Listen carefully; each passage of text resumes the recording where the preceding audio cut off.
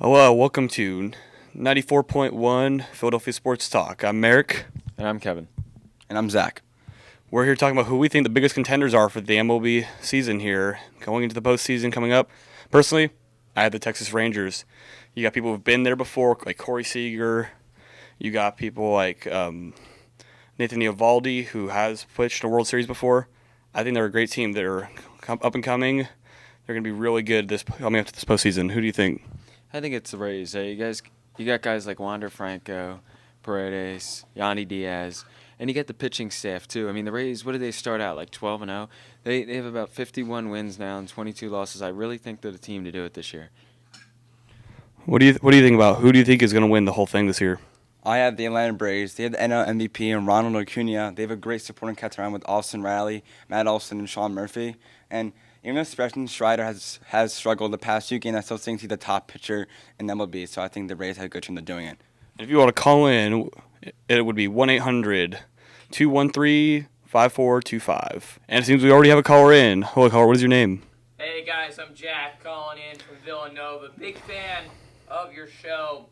Interesting points you bring up. All three teams I could definitely see as contenders. The one I have a question about is the Rangers, because especially if you've watched baseball over the last couple years, you think Rangers, World Series, what are we talking about here? But I really like what I'm seeing. I'm a fan of them.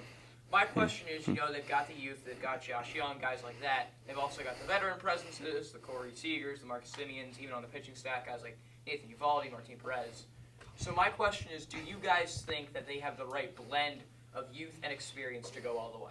Personally, I think that they do. You got Corey Seager, like I said earlier. He's been there. He's done that. He's won a World Series. You got people like Josh Young, like you were saying. He's doing really good in his young career so far. And personally, you got great pitching as well. You have people like Martin Perez, who's been really good. I mean, I get it. DeGrom is out now. He's got Tommy John surgery. Big loss for them.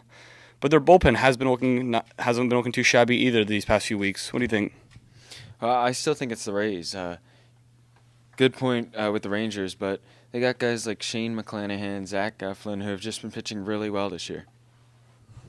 So go back to the Rangers point, because they've been struggling the past few games. With my opinion, the Braves, they've been consistent all year, and I don't see how any team in the NL can stop them. So the Braves is still my pick. Yeah. Do we have any more callers want to call in? Yes or no?